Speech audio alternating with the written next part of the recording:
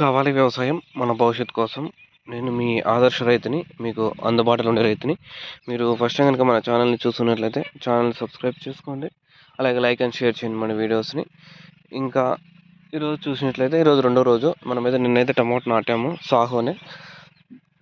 ఇక్కడంతా మనం నారు పెట్టినాం కాబట్టి వాటర్ వేసినాం, ఎక్కువ తేమ అనేది అయిపోయింది. ఇంకా వాటర్ అనేది వెరీ వెరీ ఇంపార్టెంట్. మన విధంగా బంకమన్న నేల తొక్కితే బంక అయిపోతుంది కాబట్టి ఇక్కడ గజిడి బిజిడి అంతా అయిపోయింది.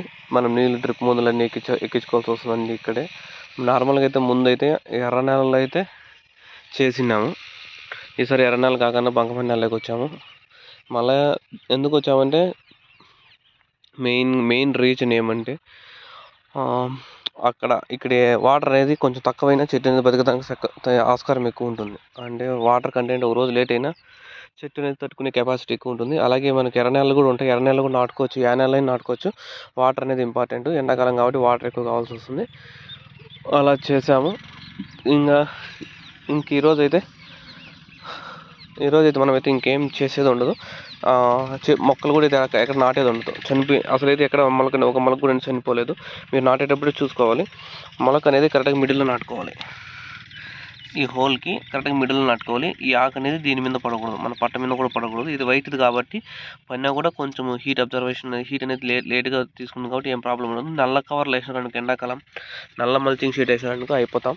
చెట్లు అనేది ఇమీడియట్గా చచ్చిపోతాయి. ఎండ అనేది కూడా ఎక్కువగానే ఉంటుంది.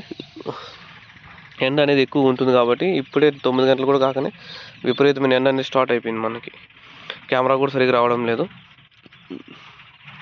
కాబట్టి మనం ప్లాన్ చేసుకునేటప్పుడు మిడిల్లో నాటుకోవాలి. ఎండాకాలం కాబట్టి వైట్ మల్చింగ్ షీట్ వేసుకోవాలి. మల్చింగ్ అయితే మనమైతే వేసాం. మల్చింగ్ షీట్ అయితే వేసాము. అది కాస్ట్ని బట్టి అది 400 మీటర్లు 500 మీటర్లను బట్టి అయితే కాస్ట్ అనేది ఉంటుంది. మీకు అది దగ్గర ఉండి తీసుకోండి. కానీ వైట్ కలర్ మాత్రమే వేయండి ఎండాకాలం.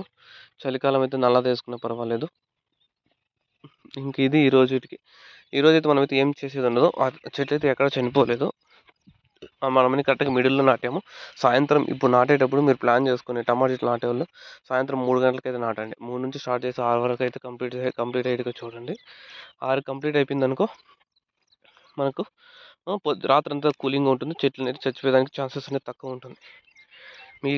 మీరు పొద్దున్నే పూట నాటారనుకో మధ్యాహ్నానికి గుడ్డు పెడతాయి, అంటే చచ్చిపోతాయి. ఎందుకంటే అంత ఉంది ఎండ అనేది ఎక్కువ అయిపోతుంది కాబట్టి. టమాటా చెట్లు కాపాడుకో మెయిన్ కాన్సెప్ట్ కాబట్టి.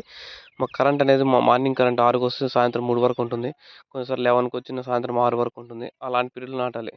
11 నుంచి 6 వరకు ఉంటుంది చూడు, ఆ టైంలో అయితే నాటుకోవాల్సి ఉంటుంది. అలా అయితే మనం ప్లాన్ చేసాము, నాటేసాము. ఇప్పటికైతే ఎటువంటి ప్రాబ్లం లేదు. ఒక రోజు అయింది కాబట్టి. ఇంకైతే వారం రోజుల వరకు అయితే ఎటువంటి స్ప్రేయింగ్ చేయాల్సిన అవసరం కూడా ఉండదు. ఎందుకంటే వారం దినాల వరకు అయితే చెట్టు కోలుకునేకి సరిపోతుంది. వాటర్ అనేది ఎక్కువ వేయకూడదు. మనమైతే వేసాం చూడు, సాల్లో కూడా నెమ్మ వచ్చేస్తుంది, నెమ్మ అనేది వచ్చేస్తుంది. నీళ్ళు వేసాం కాబట్టి రోజుకి ఇంకా 5 నిమిషాలు అట్లా వేస్తే సరిపోతుంది. 5 నుంచి 15 నిమిషాల మధ్యలో వేస్తే సరిపోతుంది. అది కూడా ఎక్కువే నాకు తెలిసి. చెట్లు నీళ్ళు ఎక్కువైపోవడం వల్ల కూడా చచ్చిపోతాయి. 100% నీళ్ళు ఎక్కువైపోయినా చచ్చిపోతాయి కాబట్టి నీళ్ళు జాగ్రత్తగా చూసుకోండి. ఇంకా నెక్స్ట్ వీడియోతో ఇంకా రేపు మీ ముందుకు వస్తాను. ఇంకేమైనా డౌట్స్ ఉంటే పింగ్ చేయండి. నేను మీ ఆదర్శ రైతుని, మీకు అందుబాటులో ఉండే రైతుని.